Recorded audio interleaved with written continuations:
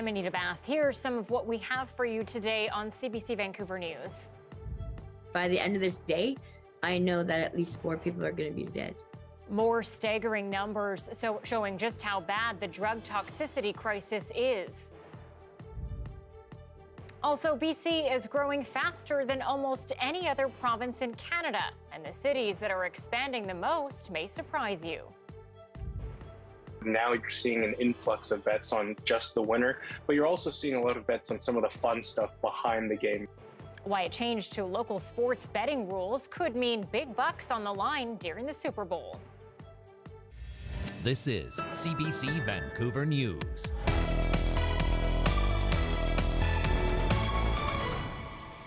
Well, it's official. There are more than 5 million British Columbians, and we are one of the fastest growing provinces in the country.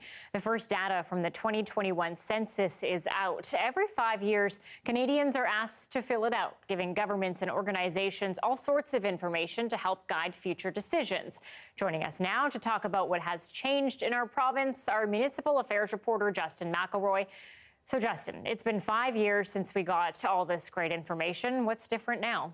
Yeah, well, like you said, 5 million, just over that actually, 5,879 British Columbians as of the 2021 census. Now, that is the second highest increase by percentage of any province in Canada over those 5 years. Only Prince Edward Island was more.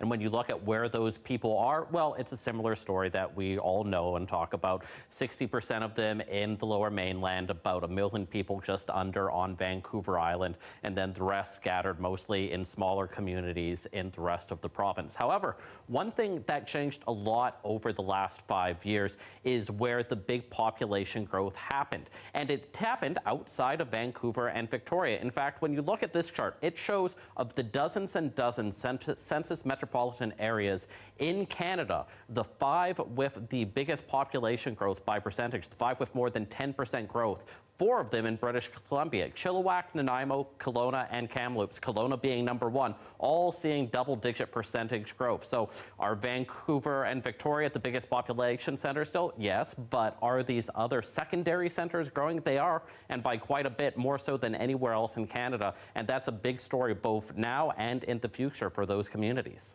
Okay, so that is the story outside of Metro Vancouver, but has much changed for those big cities that you mentioned and those in and around Vancouver?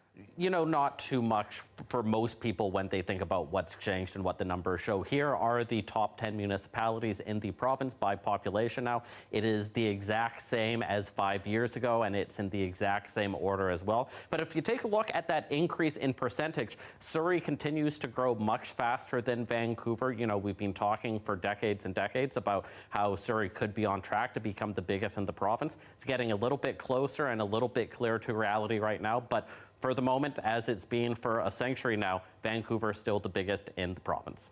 All right, thanks, Justin. Thanks, Anita.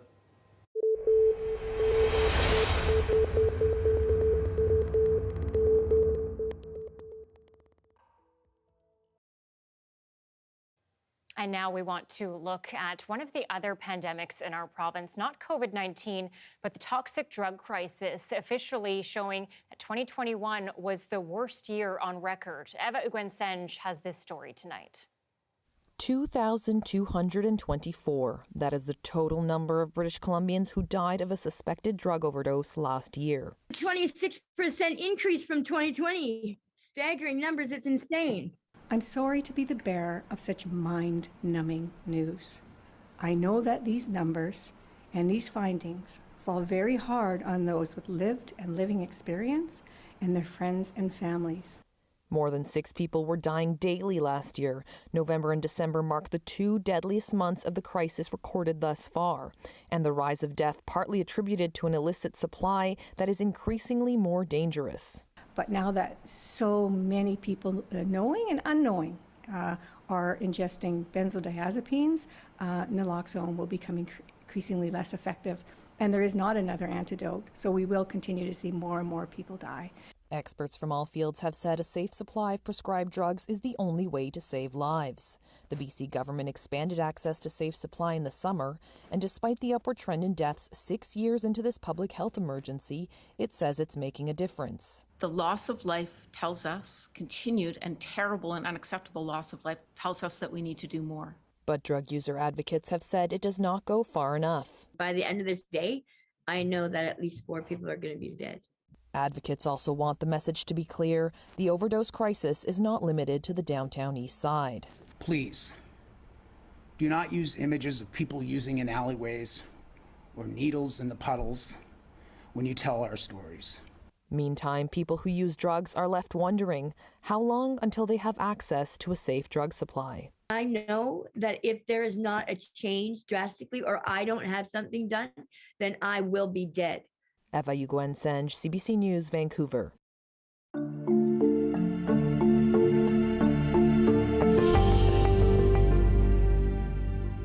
Okay, and we are hearing right now from BC's health minister and top doctor on the COVID-19 situation in this province. But Dr. Bonnie Henry began by speaking about the toxic drug crisis, acknowledging we've lost more than 2,000 people. She says these are the brothers and sisters and family members. Let's join the press conference live right now. On increasing access for people to a safer supply of drugs during this incredibly toxic time, especially now as we're seeing increased mixed drugs, including benzodiazepines, that makes it even more challenging to rescue people. It has also become very apparent that our two health crises are intertwined, and getting through this next phase and getting through the pandemic emergency of COVID-19 is also vital to helping us manage people who are caught up in our toxic drug crises. But please know you are not alone, and reach out to people, let them know, do not use alone, and we will get through this. We have also continued, as you know, to monitor our progress through this pandemic, including reviewing our orders on an ongoing basis. And as always, we are reevaluating all of the measures that we have in place, the data that we have that shows where we are in this wave as we move through yet another changing virus. I want people to know that all of these changes that we make to orders, to easing of restrictions, are done because of how we have worked together to get through this last 2 years. And I recognize, and we see this all around us, we're all tired of this. We want it to end. But wanting it to end and taking the right measures to get us through this are two different things that we need to work on together. And I want you to know that the changes that will be made will be continued to be based on the science, the circumstances of our pandemic here in British Columbia, and a direct result of the millions of people in BC who have done and continue to do everything they can to protect themselves, their neighbors, their communities. And that's how we will get through this. It has been a long, changing 2 years as we adjust to the curves that this virus has shown us. But the reasons we are coping right now with this Omicron wave, again, a different virus that has been a challenge in different ways for us, is because we are continuing to support each other as families, as communities across this province. That's Dr. Bonnie Henry live right now, speaking initially about the drug toxicity crisis and now COVID-19 restrictions.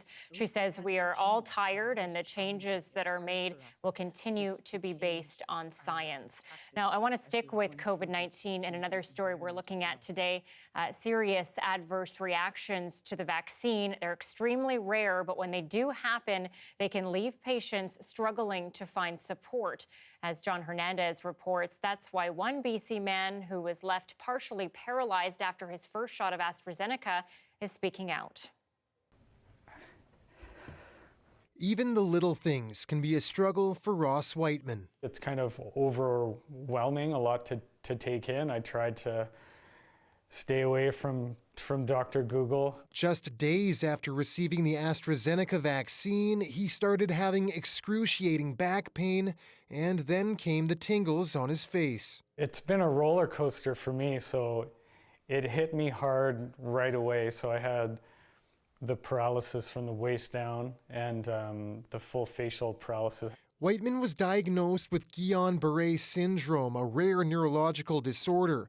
It's been linked to the AstraZeneca vaccine in extremely rare instances. Whiteman was hospitalized. It was pretty shocking when I went to go finally see him in the hospital, the change that had happened in those few short days so quickly. Cases like Whiteman's are few and far between, but Health Canada says there have been relatively higher rates of Guillain-Barré syndrome since the vaccine program started.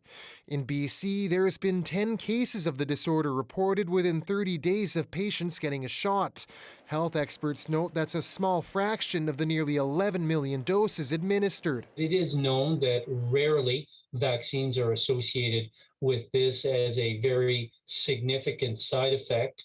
On odds, though, vaccines remain very safe. Whiteman was in the hospital for 2 months, and he's been trying to regain strength and movement ever since. But the diagnosis has left him in limbo. He hasn't yet qualified for a COVID-19 vaccine exemption. Interior Health says people with adverse reactions to AstraZeneca should move on to either Pfizer or Moderna for a second dose. But Whiteman says his doctor is advising against that, given the severity of his reaction. I can't watch the boys play baseball. I can't go to the ice rink and watch them go skating.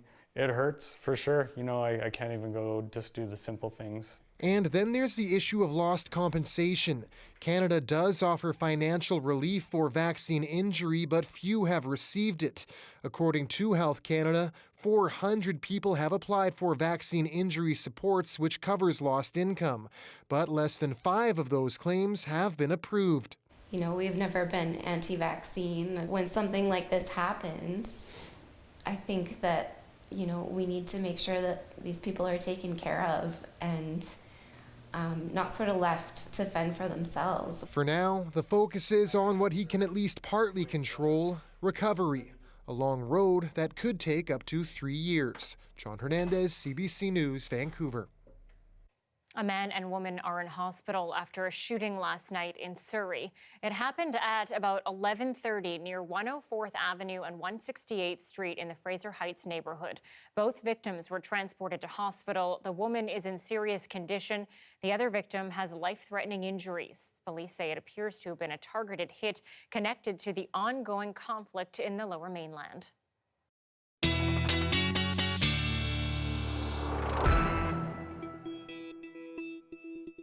Meteorologist Johanna Wagstaffe is here now with a check of the weather. And Joe, a bit gloomy today, I'm not going to lie, but perhaps you've got some good news for the second half of the week? I do, Anita. Yeah, a little midweek pick-me-up for those of us who are hoping for some more sun in the forecast. Earlier this week, it was really a battle between the fog and the sun when I was looking at the long-range models, but things are trending towards the sunny side. Let me show you what I'm talking about. Starting off with the current temperatures. 8 right now in through YVR, and I just checked our seasonal for this time of the year based on recent decades anyway, 8. So we are hitting our seasonal now. Amazing how much milder we are across Metro Vancouver once we get into February.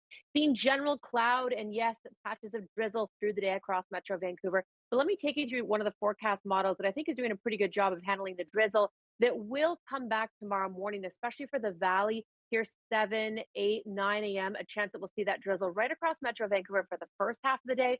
Look at this, though, getting you through to the evening, and you can really start to see the clearing, a mix of sun and cloud for the end of your Thursday, and that is the beginning of what should be a sunny stretch, and that's because of this high pressure building in from the south, really moving into position for Thursday afternoon, holding strong for Friday, Saturday, and Sunday. It's a strong high pressure. It's actually going to block the flow of systems moving across Canada for a few days. That's how strong this is. Now, the last time we saw a strong high pressure like this a few weeks ago, it did lead to widespread fog, but the models are showing that there might not be as much moisture available at lower levels. So hoping that means more sunshine and that fog to burn off early in the morning.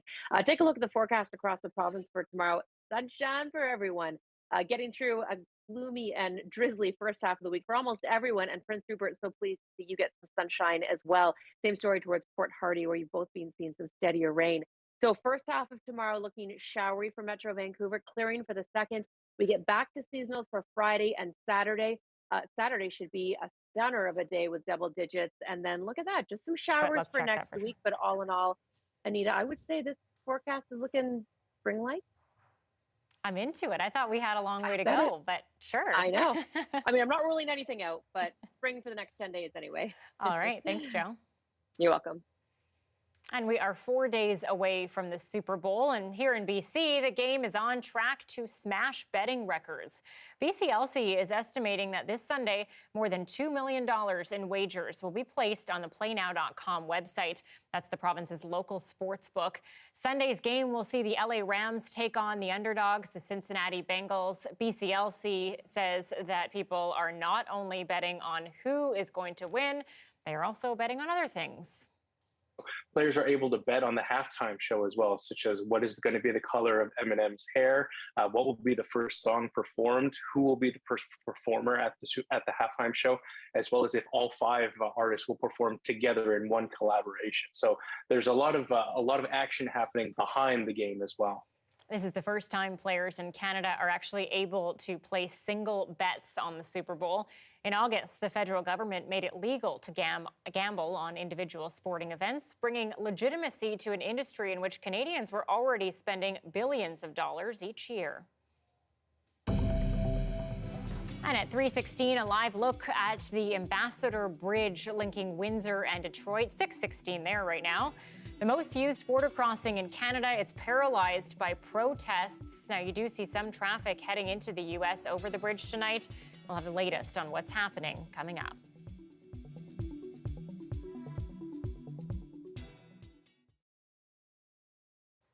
Thanks for staying with us during our commercial-free live stream. As our recent census data shows, Canada's booming population numbers come as more newcomers arrive in the country.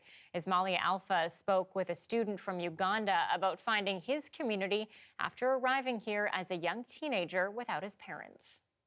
So Darius, thanks so much for meeting me here to chat and tell me the significance of this spot for you. So right now we're in front of the Ryerson Student Union. This is the African Student Association building. I'm a board member on the African Student Association, and being there and being a part of that group has really kind of like helped me integrate a lot more into the university experience. As an immigrant, when you moved here, what was that like to kind of break into social circles and build a community here for you? Were there any challenges? So I moved to Canada when I was 14. I moved from Sierra Leone. I had to leave there because of the Ebola. Moving here when you're 14, it's not easy, honestly. I had only my older brother at the time. When I first came here, I think the first thing that was a culture shock for me was realizing that there's so many people from different places. I had been used to being around a lot of black people, and coming here I had to kind of realize that, okay, there's different people from different places. I have to kind of adjust to each one. That was kind of one of the major challenges for me, adjusting yourself so that you integrate a little bit easier into society. What was like the most surprising or shocking part of learning for you what it meant to be black in Canada? When I came here, unfortunately, I was kind of put in kind of away in a box, you know? So you come over here, you're used to seeing black people everywhere, and then you come here and you're kind of like, okay, this is not what I'm used to, right? I wonder what you like about that now. After learning that and living here for a while, what is it that you love about being black in Canada? One of the most beautiful things for me, honestly, about being a black person is the community, honestly. Like, there's that side where, again, you're put in a box, but then when you think about it, when you put a bunch of people in a box, they also get to appreciate that in a way, right? And you get to relate to people. So if I have an issue, I can go to someone from the Caribbean, or I can go to someone from Nigeria, I can go to someone from, you know, wherever it might be. As long as they're black, they kind of understand the struggles that I might be going through as well. I think that was one of the most beautiful things is feeling that I'm not alone in the struggles that I'm going through. And at the same time, when it's time to celebrate, I have other people who are going to celebrate with me at the same level. That's wonderful. It's great to meet you, Darius, and happy Black History Month to you. I appreciate that.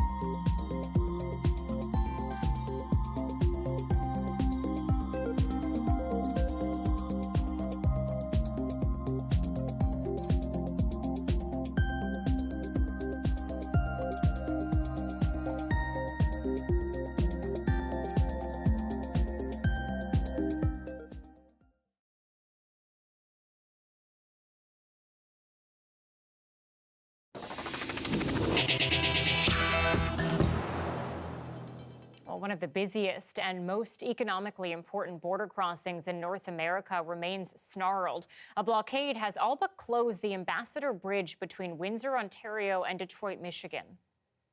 All levels of government in this country, everyone understands what's at stake when this border crossing is closed. It's worth saying that almost a full third of international trade between the United States and Canada crosses at the Ambassador Bridge. Just one lane of U.S.-bound traffic is getting across the bridge. Demonstrators protesting anti-COVID health mandates set up the blockade on Monday. Windsor police say there are now 50 to 75 vehicles and about 100 protesters involved. Commercial truck traffic was being redirected to the Blue Water Bridge between Sarnia, Ontario and Port Huron, Michigan. Protesters have since blocked the highway that leads to the bridge, slowing traffic to a crawl. Well, March break is coming up and many are eager to travel again after 2 years of the pandemic, but tight COVID-19 rules remain in place. As Alison Northcott reports, Canada is the only G7 country to require pre-departure on arrival molecular testing. It was the summer, things were wide open and quite optimistic. Norm Chu has been looking forward to his family's March break ski trip to Vermont since last summer. It's their first one since the pandemic began, but he's still weighing the risks. The biggest concern is the PCR tests returning to Canada. So if one of us tests positive, we have to isolate for at least 10 days in the States. With spring break coming up, many Canadians are calling their travel agents with a pent-up desire to travel. People have been in their homes, working and living, and wanting that, and just desperate to physically remove themselves, get a mental break. But some are having second thoughts, especially because of that requirement to show a negative PCR test to come home and the need to isolate abroad if you test positive. The benefit of this is not really clear. This infectious disease physician says at this point in the pandemic, Canada's testing rules for travelers no longer make sense. We have to recognize the risk of getting COVID on our soil is starting to even out to getting the COVID on foreign soil. And, you know, that really does put a wrench into us restricting travel.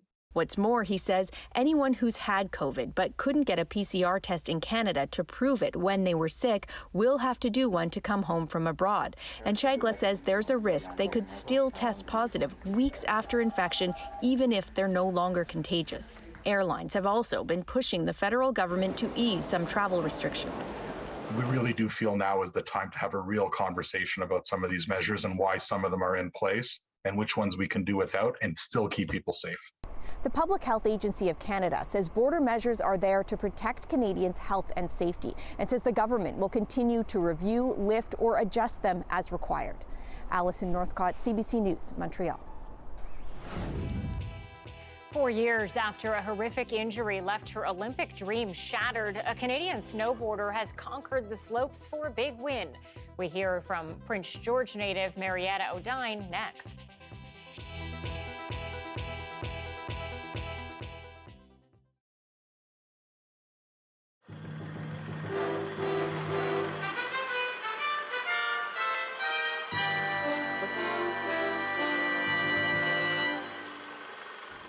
A Canadian has slalomed into history at the Winter Olympics. Ross Rebliati is the first Olympic champion in the sport of snowboarding. The CBC's Ian Hannamansing now on Canada's first gold medal winner in Nagano. He is the toast of Nagano, and Ross Rebliati is well on his way to becoming an overnight sensation in Canada as well, after a dramatic come-from-behind win in the snowboarding giant slalom. It wasn't really going in my favor, and to come through in first place was an exhilarating feeling. He may be soft-spoken off the course, but during the race, Rebliati was daring, aggressive. He began the second and final run in 8th place. When it was over, he had won gold by just 2/100ths of a second.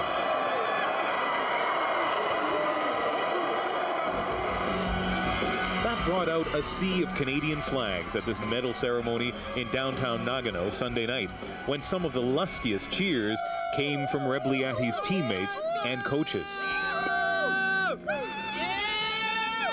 I was stoked for him. I was stoked for him because he deserves it, and he really threw down when he had to. This is an historic medal, not just Canada's first here in Nagano, but the first ever for the sport of snowboarding at the Olympic Games. Means 2.5 billion people were watching live today while snowboarding showed itself to the world. Yeah. Hey, Guy. Hey, what a day, what a day. Oh. Perhaps the most excited person in Nagano was Mark Rebliati, who remembers when, years ago, his son sold all his brand new ski equipment to buy a second-hand snowboard. I was not impressed, and I had no idea it would come to this. Where are you from? I'm from Vancouver. Rebliati is one of the few elite Olympians who has no corporate sponsor. He supports himself, and he is nonchalant about what a gold medal might bring. I've been comfortable doing what I've been doing so far, and if it doesn't change, I'll be happy with that. And if it does, I'll be happy with that too. So, there you go, buddy. Thanks, man. For now, he and his teammates are pretty happy with the win. And while Rebliati is finished competing here, Canada is favored to win more snowboard medals. Ian Hannamansing, CBC News, Nagano.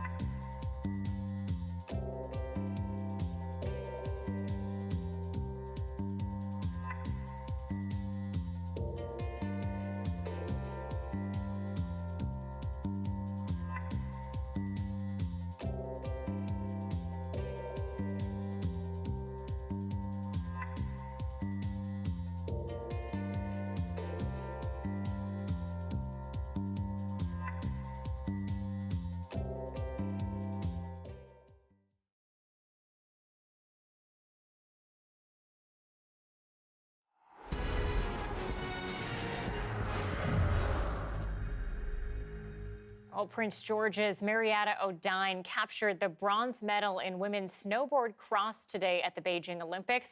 Take a look at the tight race that got her on the podium.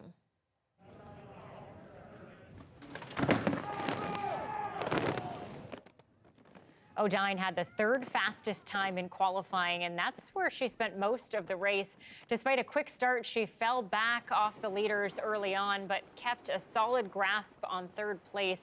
This is the first time the 24-year-old has competed at the Olympics.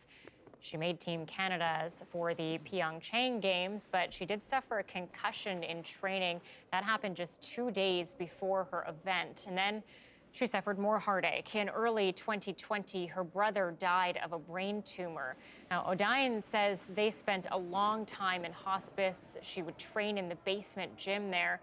She made up some ground towards the end of the race, but it was too late. Still, the underdog, with just one World Cup medal to her name, captured her first Olympic medal in her debut.